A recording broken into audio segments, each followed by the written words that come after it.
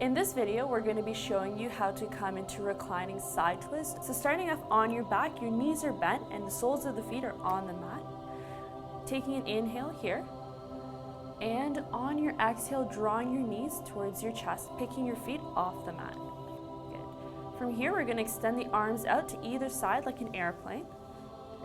Inhale, and on your exhale, letting both the knees fall to the right side. Now the knees might not fall all the way, but that's okay. So using your right arm to support the top knee,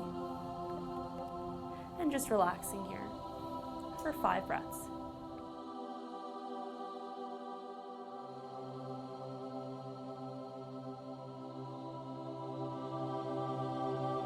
In this modification, all I've done is I've asked Brianne to put a pillow between her legs just to help with supporting the twist. This also helps if you find that your shoulder is coming off the mat a lot, so it's not going as deep into the posture.